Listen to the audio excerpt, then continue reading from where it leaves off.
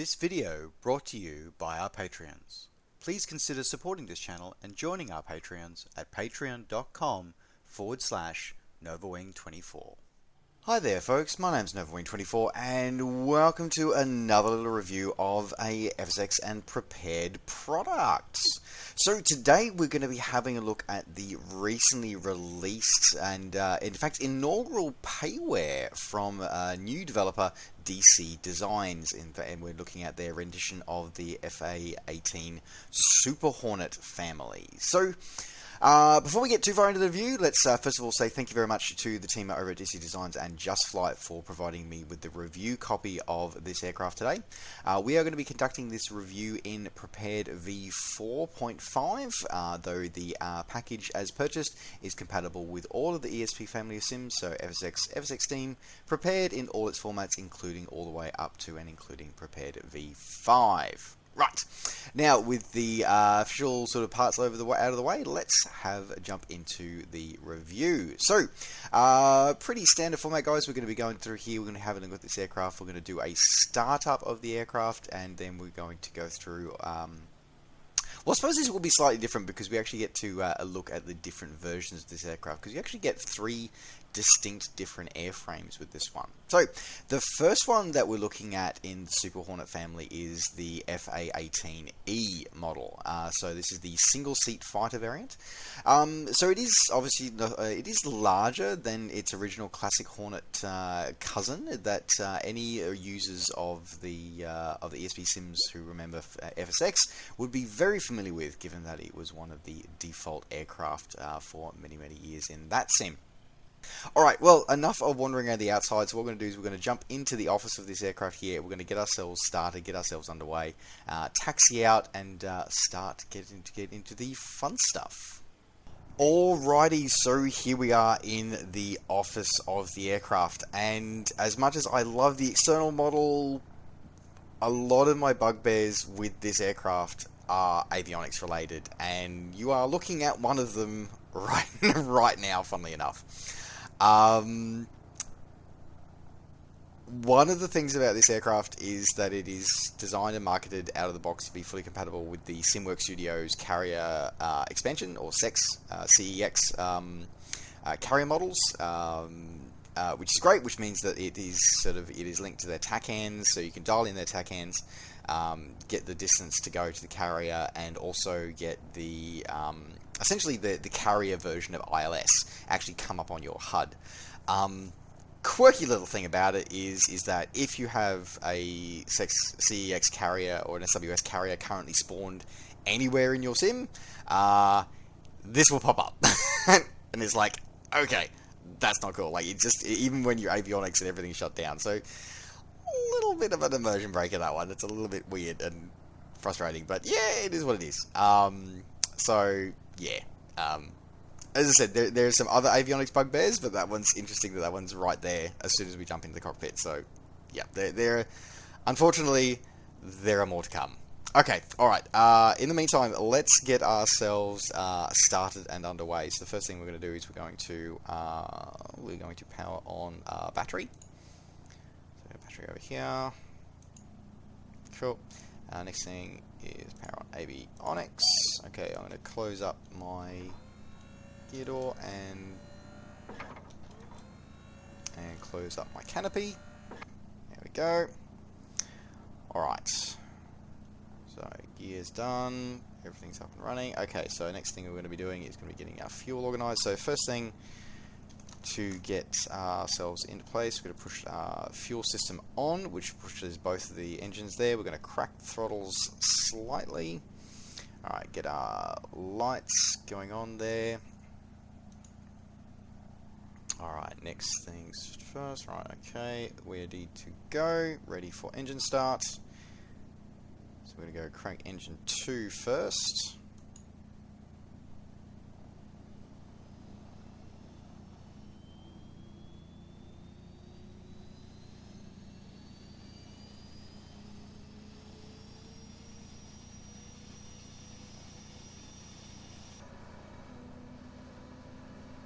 Okay.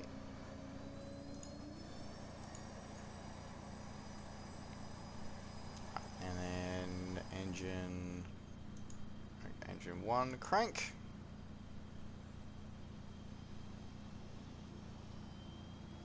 Now the engine sounds in the cockpit are very, very quiet. Not sure how real that is, but yeah, that's something that I did notice, that they are very, very quiet in the cockpit. There we go, engine up, spooled up, and RPM stabilizing.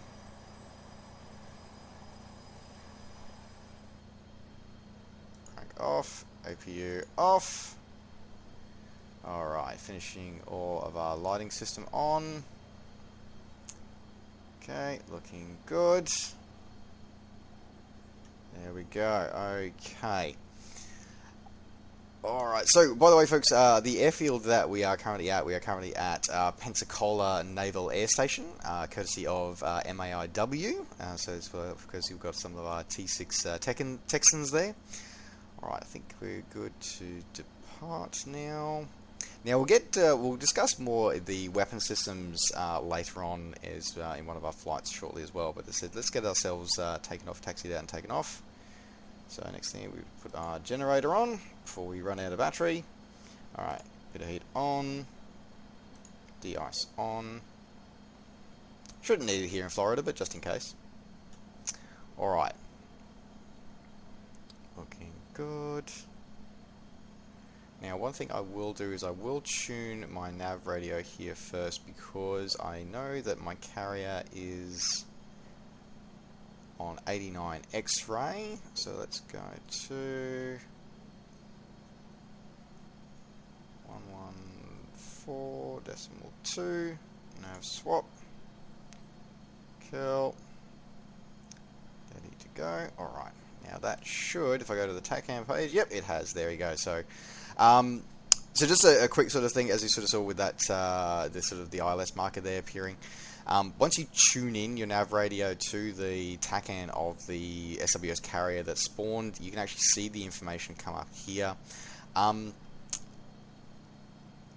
which is great. It's great that it comes there. Unfortunately, it doesn't appear in the HUD. Like the frequency is dialed in, but the distance to run does not show up in the HUD, which is kind of where you actually need that information. So the fact that it's not there is a little annoying. So yeah, it's just there's going to be a lot of little things unfortunately like this in this review, guys. Just heads up, as I said, overall, like I guess the spoiler version, the TLDR version of this review is going to be that it's overall it's not bad, but there's just a lot of little things that really get to you. Anyway, right, so there you go. So our carrier is currently underway, heading south, so that's fine. Alright, so in the meantime, though, let's get ourselves put that back onto the HSI. Alright, so what we're going to do is we're going to now taxi out. Brakes off. Oh, looks like the Texan's also heading out as well.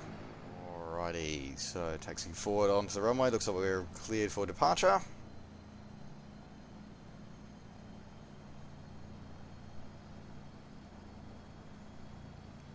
Goose of the throttle to move us forward.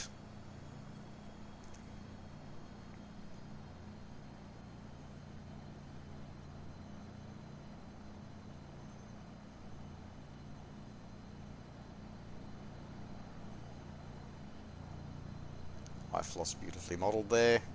Alright.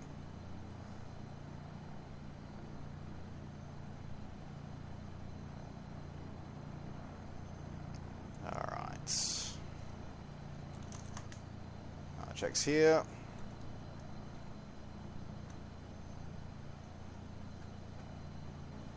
Ready to go. Alrighty. Let's get this puppy into the skies.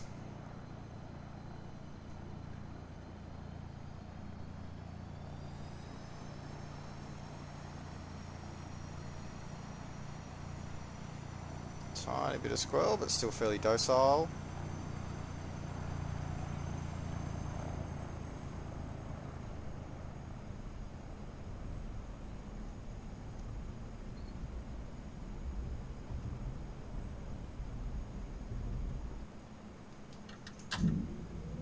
Gear up, flaps up.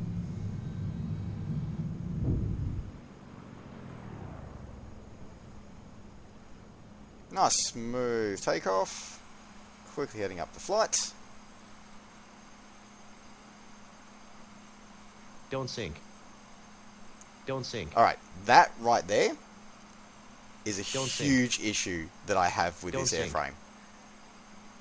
Who the actual hell thinks it's a really good idea to leave the default civilian GPWS enabled in a fighter?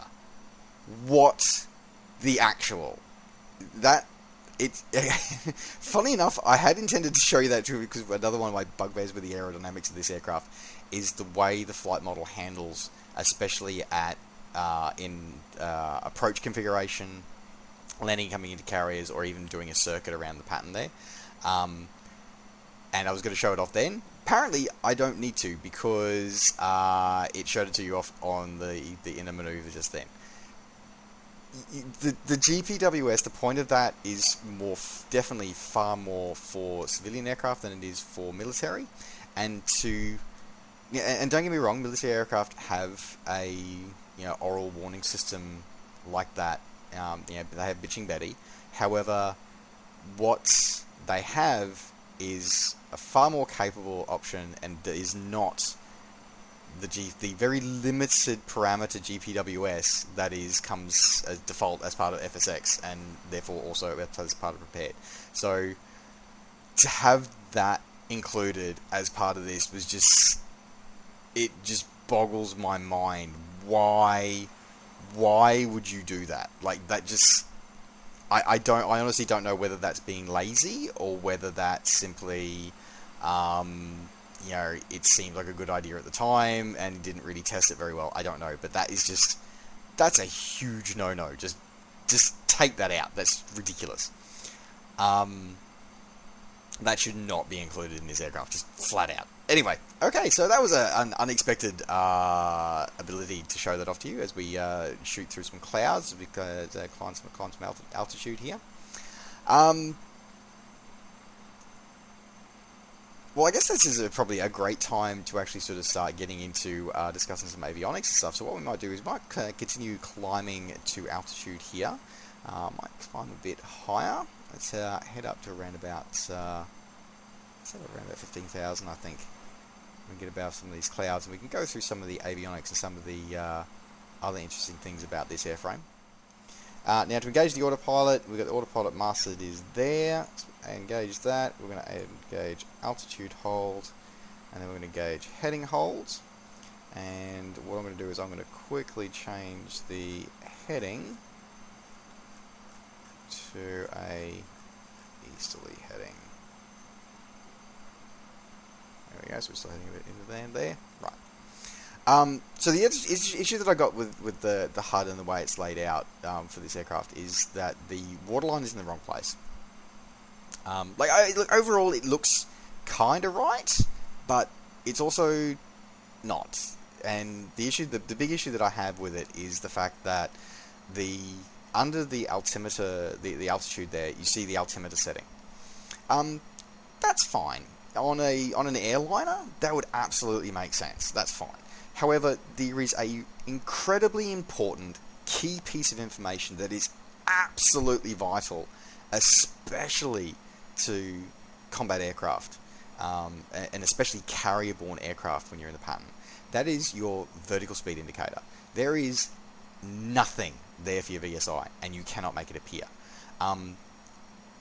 There is absolutely no way for you to get your VSI.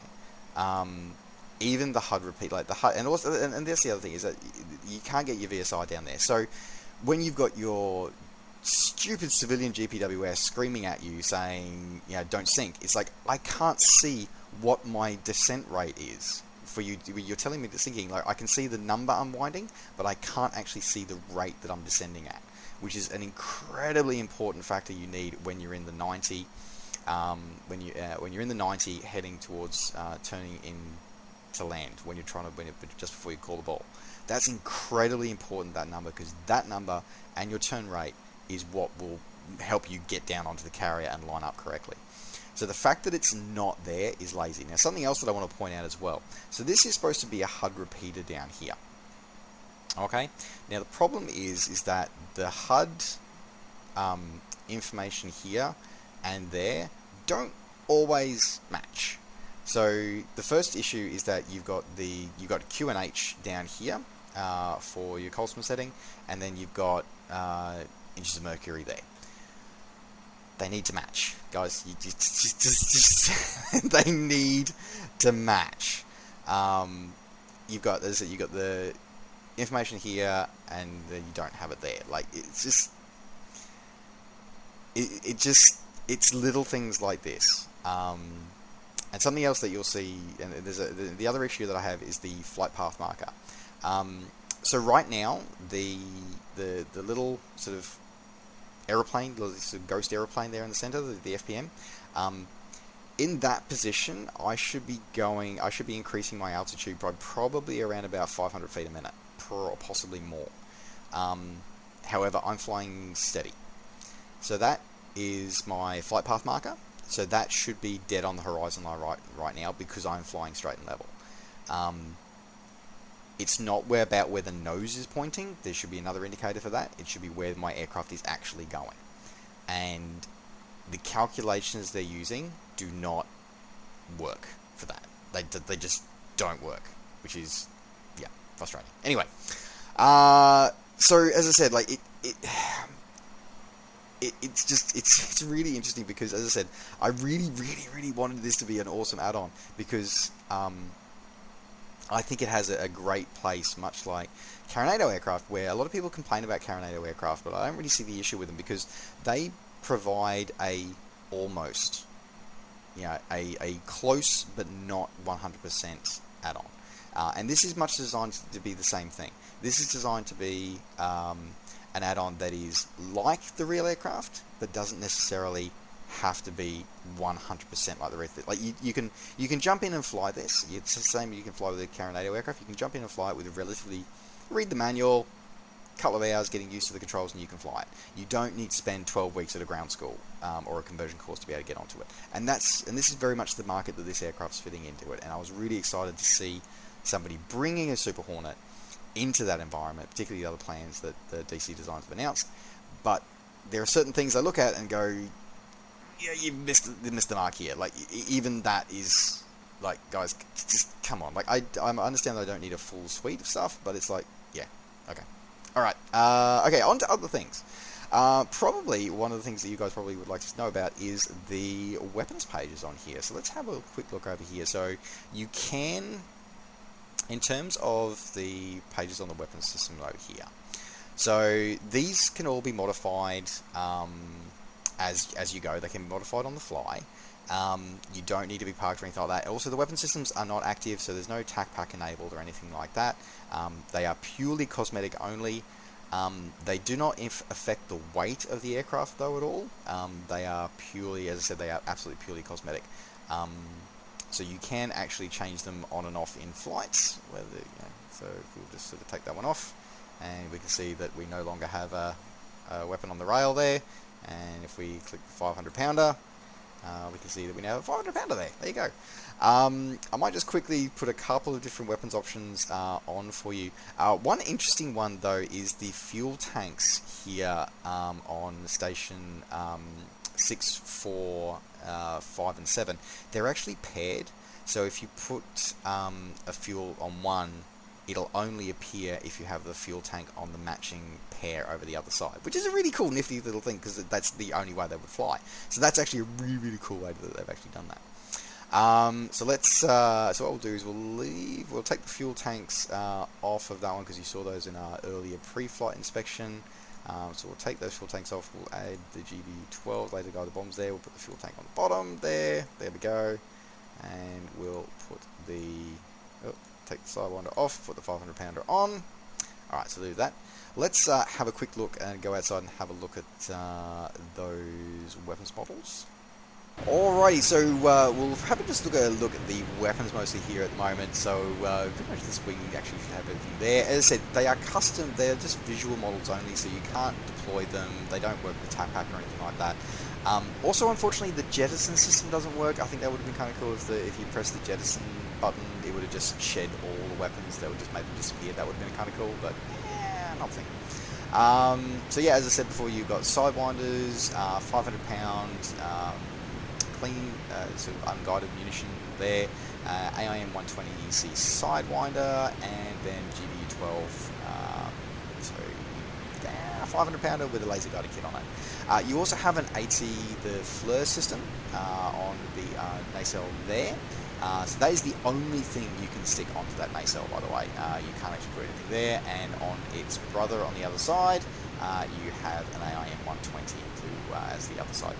As I said before, we saw the fuel tanks on the inboard pylons earlier, and you can only put those on paired up. So if you're trying to say put one fuel tank on and a GBU-12, it'll hang the GBU-12, but it won't hang the fuel tank. So that's kind of cool, kind of awesome. And as I said, I appreciate that sort of attention to detail on that one. Alright, let's jump back inside and let's have another look at the rest of the systems on board the aircraft. Alright, okay, so now we've got that page done. I think I might just change this autopilot heading for a second there. So we've got a basic HSI here as well. So interestingly enough, we're in range of an actual ground station at that 89 X-ray frequency. So now it's showing me the distance. So it shows the distance on the DME if you hook into any non-carrier frequencies, and it will show you that in the HUD, but it won't show you the carrier distance when it hooks into that. So weird, interesting. I'm not sure the program goes on that. Right, let me just change the heading here. Interestingly enough, this seems a bit odd, but to scroll to the left you have to move the mouse wheel up. So that seems a bit weird to me, but we'll see how we go. Okay, let me just roll it around. We'll roll the aircraft around to the west, or we'll go into a bit of cruise here. Right, okay. So while we leave our aircraft in turn, let's go through the rest of our displays. Okay, so this one here. So across the bottom here, so we've got a checklist that we could have used at the start, we did. So that goes through everything there. HSI, basic HSI. Now one thing to note is that all of the soft keys along the edge of these do not function. The only soft keys that work are along the bottom here, that's it. So none of the other switches or anything work, it's only the soft keys along the bottom. And that's the same on both of the DDIs. So although you've got the markings there, nothing's displayed, nothing works on that one. So in terms of controlling the heading and course knobs, they're controlled off the central autopilot panel there on the center.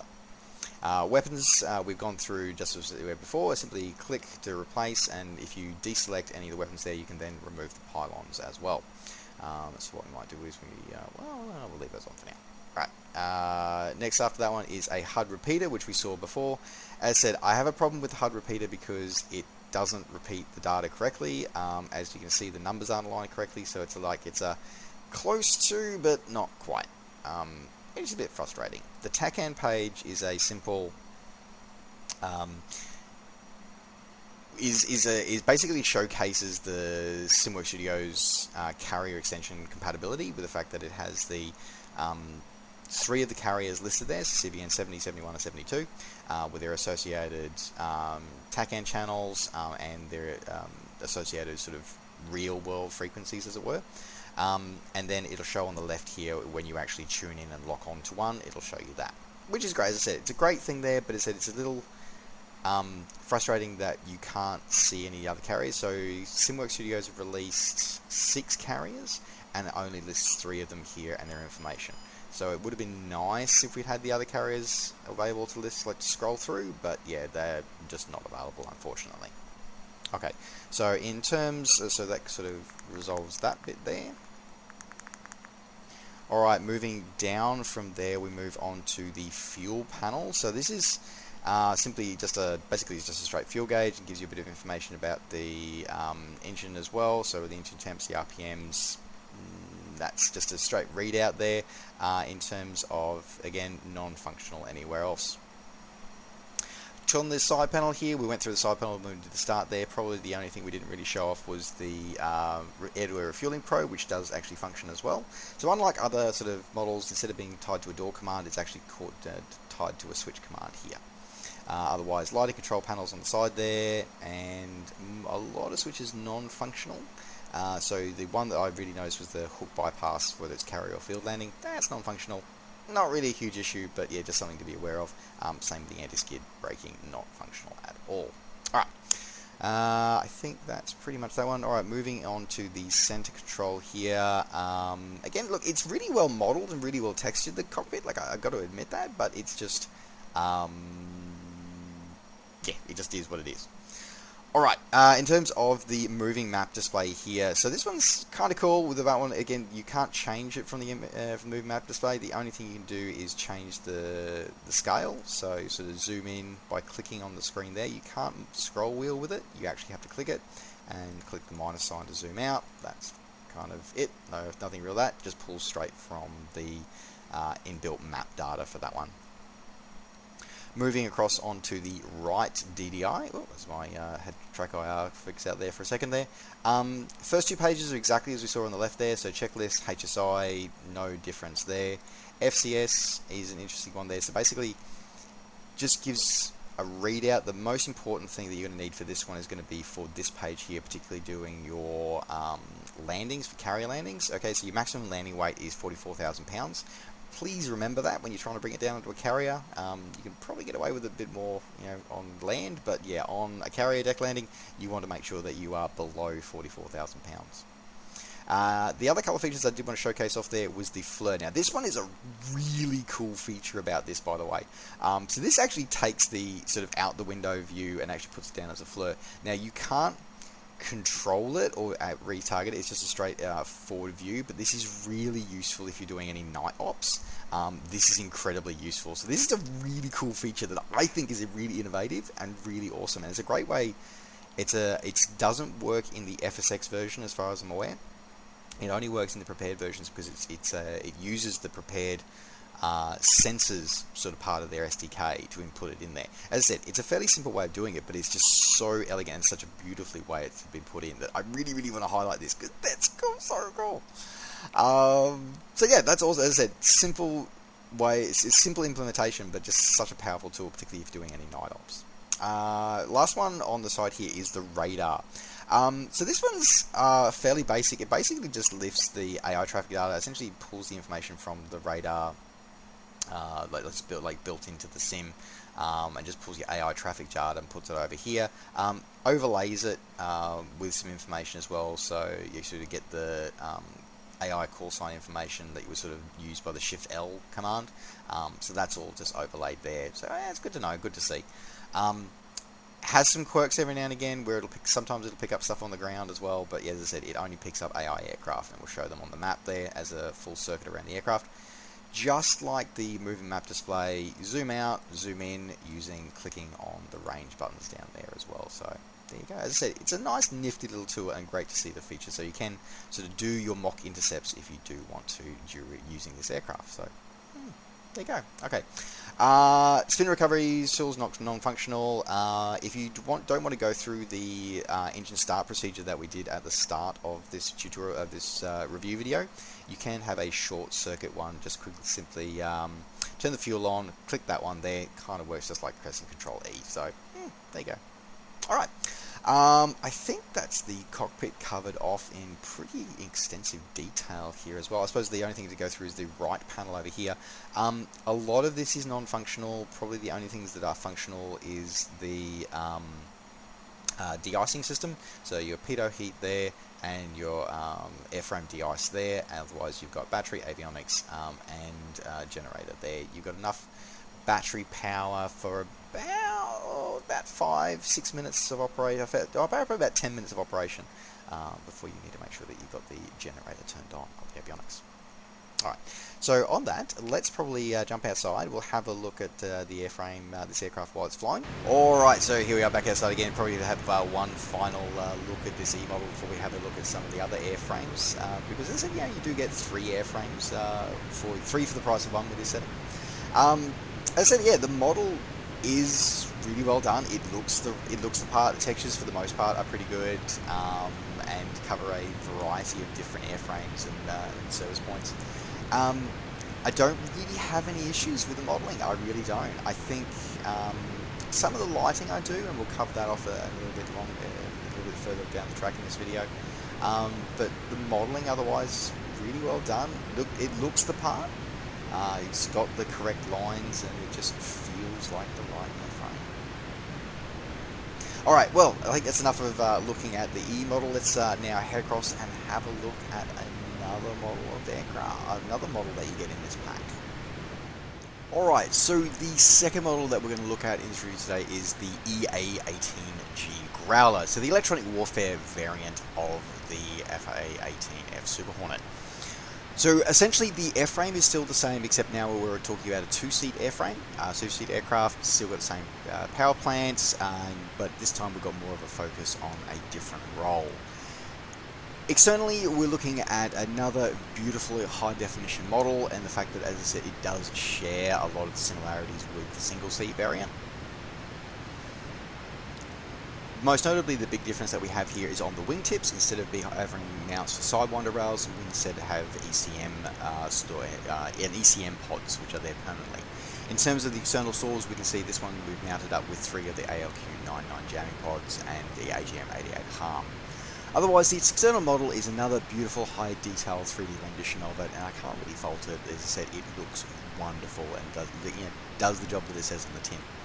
The bigger difference probably is the internals, because there's obviously we have the second cockpit, so let's jump in and have a look at that now.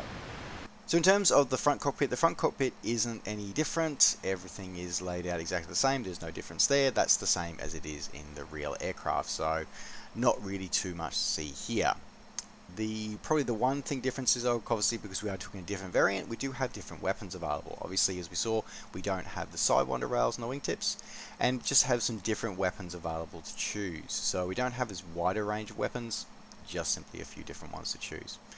Now, of course, as we know, there is a second cockpit at the back. Now, this second cockpit here at the rear doesn't have flight controls. It's got systems more set up for weapons and electronic warfare. Now, the cockpit is very basic here. The only sort of functional displays, you've got the left and right DDIs. They are functional clones of the front cockpit versions, and the MFD in the center there is the same as the moving map display in the front cockpit. By the way, these are replicas of what happens in the front, so if you change something, a display here at the back, it will change the one at the front. Same with the UFCP up on the what would be normally the HUD repeater up there. That's simply displayed, and it's simply an update of the front there, of the front display. So there's no, whatever you change here at the back will change there at the front. And this rear cockpit layout is shared between not only the EA-18G Growler, but also between this and the F-18F Rhino. Speaking of, let's go have a look at the external model of the Rhino. So here, again, as I said, it's a high quality 3D model. We've got that same sense of the fact that it is the same airframe, just simply with a second cockpit. Again, it does what it says on the tin. It is a high detailed, beautiful, high fidelity 3D model of an F-18F Rhino. You can't fault it. Weapons payloads, this is shared with what the F-18E has, so you have the same options available to you. Same little quirks and stuff like that, but otherwise, as I said, it's exactly the same. Something to note though, folks, is that the flight model is shared. So the same flight model and the flight characteristics are the same across all 3 visual models. They all share the same flight model inside the sim. Which, as I said, I don't have a problem with for where this market is targeted at. I don't have a problem with that at all. The aircraft in real life are similar enough that a type rating on one will share you across all 3. So I understand that, and I'm perfectly okay with that. So yeah. I haven't really got a lot to say more about this 3D model, so what we might do is we might jump from here and go and have a look at something else I wanted to highlight, which is some of the night lighting of this particular model. Alright, so I did want to quickly showcase the night lighting and the fact that I'm a little disappointed with it. In some ways it's good. We've got the nice balance of the lights, especially the beautiful reflections of the nav lighting, but you may notice there's something distinctly missing from the lighting here, which is the formation lighting. It's just not modelled, and that is really disappointing. There's a switch for it in the cockpit, the avionics circuit is there, and yet it's not modelled on the airframe, and that is not forgivable. Like, it's flat out not, and very disappointing, unfortunately. Hopefully we'll see this fixed in a future patch, but as of recording of this video, it is not fixed. So night lighting leaves a lot to be desired, unfortunately. On a slightly cooler note, though, one of the things that I did like, it's a small little thing, but it's kind of cool, is one of the iconic images of many naval aircraft is of aircraft breaking the sound barrier. And one of the things that the artist, the developers actually modeled into this is the ability that when you break the sound barrier, you actually have that condensation cone appear over your aircraft as you crack through Mach 1, which is really, really cool to see. Unfortunately, though, it has a slight quirk, is that when you decelerate back down the other way, you also see the shroud come over your airframe as well. Also, in a high G maneuver, as we just saw, you see the efflux effect, like the vapor of contrail effect, appear over the top of the airframe as well. So, nice, subtle, neat little effects that are kind of cool, kind of awesome. It's just one of those quirky things about the coding, only visible in the external model, but yeah, it's kind of cool that they have that. So I just wanted to point out, I like seeing that as well, even though it kind of backfires them when you're going back down through the sound barrier. But hey, cool effect.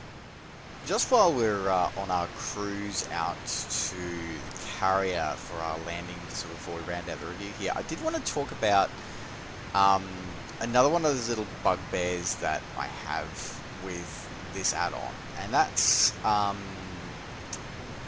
its carrier readiness. So one of the big marketing sort of spins on this aircraft is that it is designed to be fully compatible with the SimWorks Studios carriers, most notably for their Nimitz Volume 1 and 2, but any carrier that's got the CEX enabled, so the carrier extension system enabled in it, it is designed to work with, which means that it'll hook in with the TACAN and the approach lineup, as we sort of talked about before, and we'll see in action very, very shortly. The TACAN, the range will show up on that DDI, but what they don't cover is the extra stuff you have to do. So when I see something that's advertised as out of the box, I expect it to work out of the box. Like just simply plug and play and off it goes. What they don't tell you is that you still have to follow the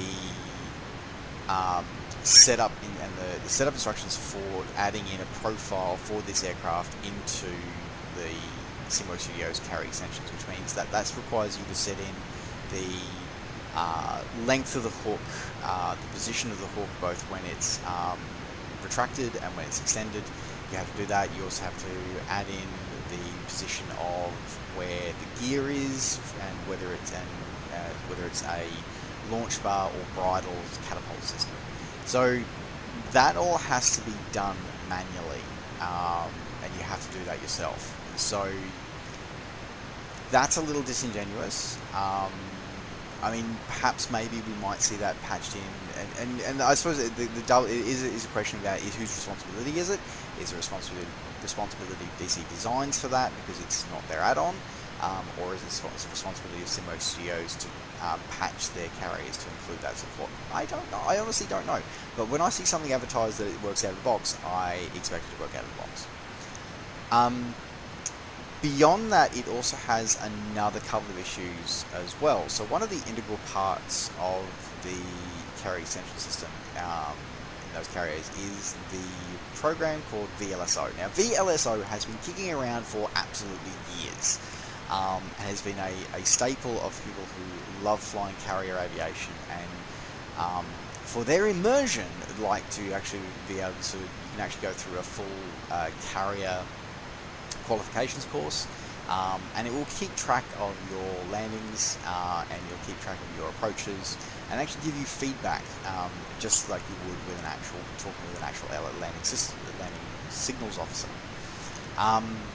Now, in order for that program is very robust. Like, it's very, very flexible. It's been around since FSX, and it's still compatible with FSX and all of the ESP sims, and it's designed to work with any carrier add-on.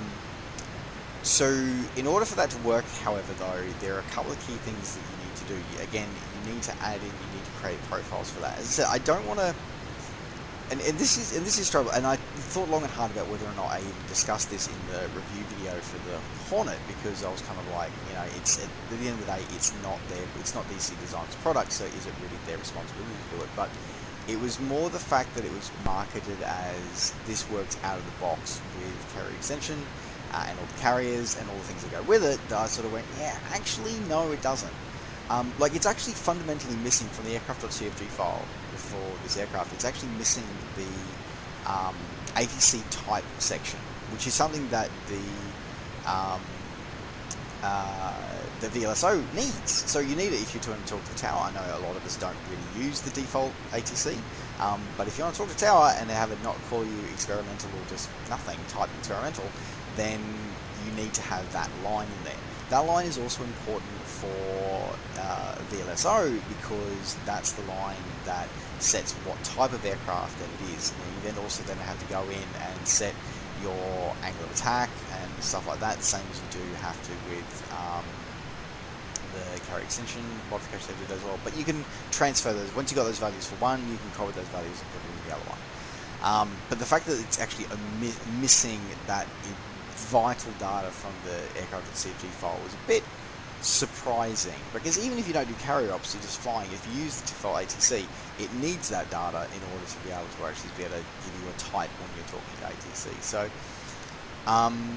yeah, as I said, it was just, as I said, I was in two minds whether or not I even bring it up with you guys, but I did want to bring it up because at the end of the day, it does say that this works out of the box with those add-on, or with SimWorks Studios carriers, which means it works with the VLSO as well, and quite frankly, it doesn't.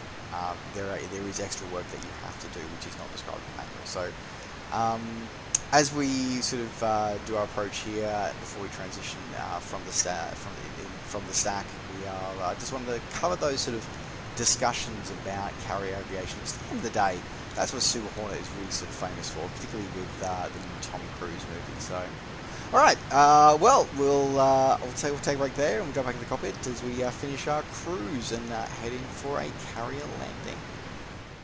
Alright, so here we are coming in for landing here on the SimWorks Studios carrier. So, we're coming in here to land on Ike, USS Eisenhower. Now, this is going to be a great chance. I'm going to sort of talk you through this, because this showcases a lot of what's issues that I have with the flight model, and that I have issues with some of the avionics. Alright, so basically we're about to do, we've got our hook out. We're doing what essentially for ground operations will be an upwind, and then we're going to be about to enter our brake. So this should be able to do a 3.5, 4G brake without losing altitude, but I'm having to put in way too much power and actually kick in rudder here to be able to keep the aircraft close to sort of being where it should be. And we can see my altitude actually unraveling, but it's very difficult to hear that because it's not in there's no VSI. Now pop our gear out and flaps out as we round through onto essentially the downwind. Don't sink. Alright, so we got 3 greens, hook out. Don't sink. Alright, LSO Don't call. sink. Now, you already hear now that we've got the GPWS going nuts. And this is so not acceptable. Like, you know, we're basically here fast, and yet we've got this civilian GPWS going nuts at us, and we can't see any important information that we need for our turn, which is we need to know what our descent rate is. So we're having to push the FPM marker up way above the horizon, and yet we're still sinking. Like, we're still losing altitude here. So it's just it's just the flight envelope just falls apart when we're trying to do these maneuvers. Like, I should be able to do these maneuvers no problems at all, and it's just not happening. Don't sink.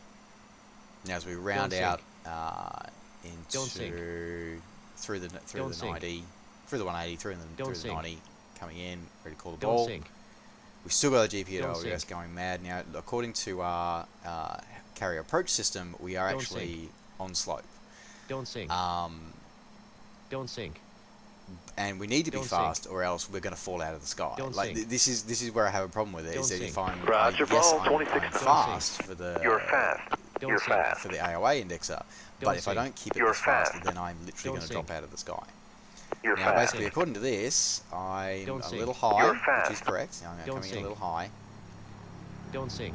And yet, I'm going to trap on 3-wire. Trap, red deck. So, just the behavior of the flight path marker not being correct, and the GPWS is just drives me nuts. Absolutely nuts.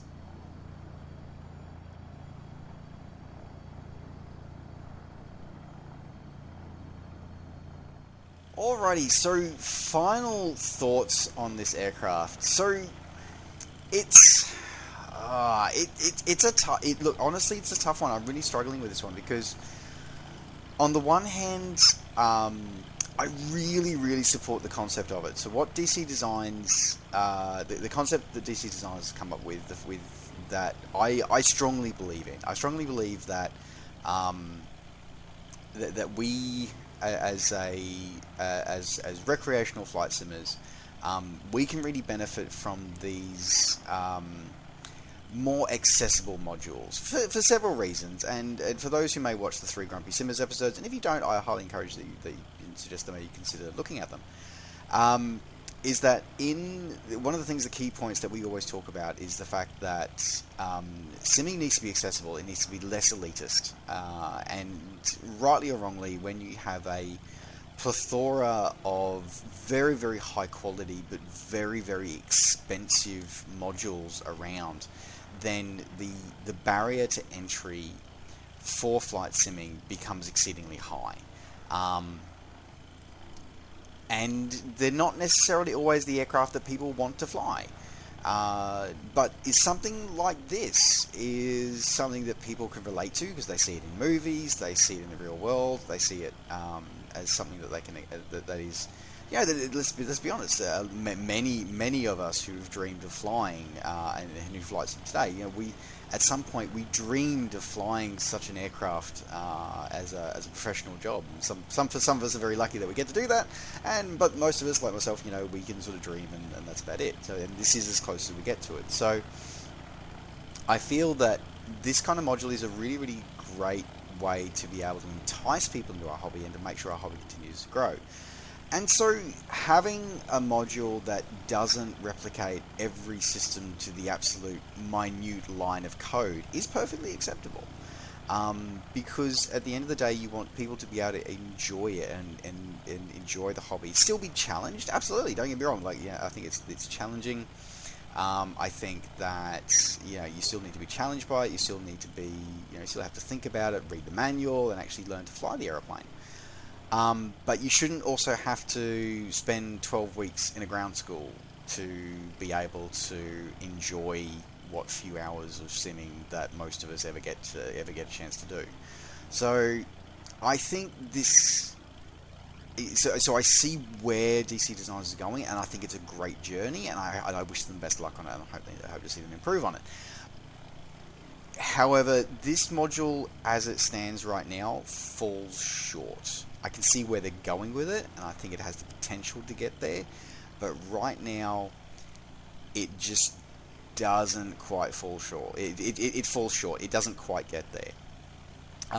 The systems, I think are of a adequate complexity. I don't think you need to add any additional complexity into it. I think it, again, as I said, provides a nice balance of, yes, you have to learn some systems, but at the end of the day, it's something that's they're all very accessible. They don't require you to spend 12 weeks in a ground school. They leverage off a lot of content which is either reminiscent of default aircraft or very simple, easy to grasp behaviors.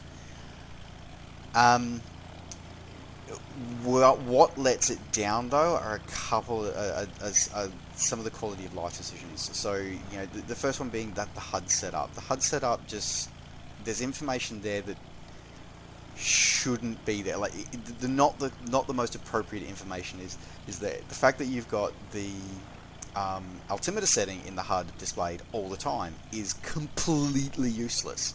That is of zero value to anyone. What needs to be there is a VSI.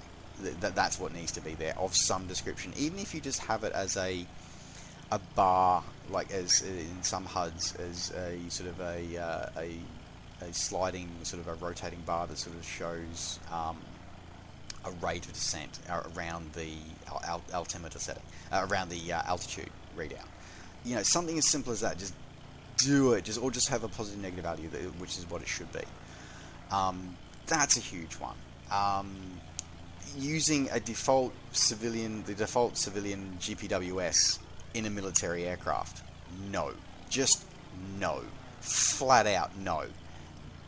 Just disable it, pull it. That's not right, especially when you're flying and trying to do circuits, and when it's screaming at you, it's going don't sync. When it's just no. That's your descent rate. But that's the other thing, is I don't know what my descent rate is because my VSI is not in the HUD. It's not anywhere on any of my instruments. And that leads me to the flight model. The flight model is fine. It's not fine. It's okay-ish in the more stable elements of flight, but in the circuit, in the pattern, and at the edge of the performance envelope, it's not right. And how the flight path marker is being calculated for both the HUD and the HUD repeater in the left EDI, that needs to be looked at, because that ain't right. There is no way I should have an FPM above the horizon line and still be losing altitude. That's not how an FPM works. A flight path marker says where my aircraft is actually going, not where the nose is pointing, where the aircraft is going. So as I said, it just feels so short. The modelling is beautifully well done. It offers a great thing. It offers it's visually appealing, and some of the features in there, like having the fully the working rear view mirrors, the working FLIR, and a working radar. Well, not working radar, but a radar sort of esque display. That's awesome and great work to include that in there. It definitely adds to the immersion factor, but it's broken by these other things. And as I said, it's such a shame, because I feel that this has so much potential, and it fills a perfect niche in the community that the community, I think, is in need of. The community is in need of a product like this to fill the niche. And the fact that you're getting 3 airframes for the price of 1. Now, does the flight model, do I expect the flight, now when I say that there's issues with flight model and there's issues with the systems, do I expect them to be 100% by the book? No, I don't, and I have to keep stressing that. I do not expect them to be 100% by the book. I do not expect the systems to be 100% replicas of the real thing. I do not expect the flight model to be 100% accurate, because quite frankly, you cannot get a 100% accurate flight model in the simulators that we fly. As consumer users, you can't. You can get close, you can get very damn close, but you can't get 100% accurate. But it needs to be closer than what it is, particularly in its handling around low speed, and as the issues I've pointed out already. So I guess that leads me to the question of, do I recommend it? And I really want to recommend it, but I can't, because the integration with, because of all the factors I've outlined above, because of the claim that it's fully accurate, fully integrated with similar 99, studios. Case 1 operations. BRC 182, altimeter 2992. Because of the claim that it's got fully integrated with SimWorks Studios carriers, which it's not, that it's fully integrated, which means it has to be fully integrated with VLSO, which it's not, unless you make the modifications that I talked about before. So I can't recommend it in its current state. I think that it's probably about 85% of the way there.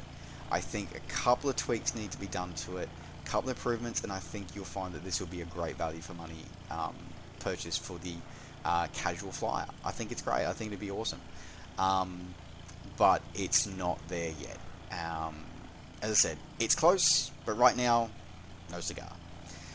So yeah, so that's been my very long and in-depth look at the FA-18 Super Hornet package from DC Designs. I do want to say thank you very much to the team over at Just Flight and DC Designs for providing me with the review copy of this aircraft today.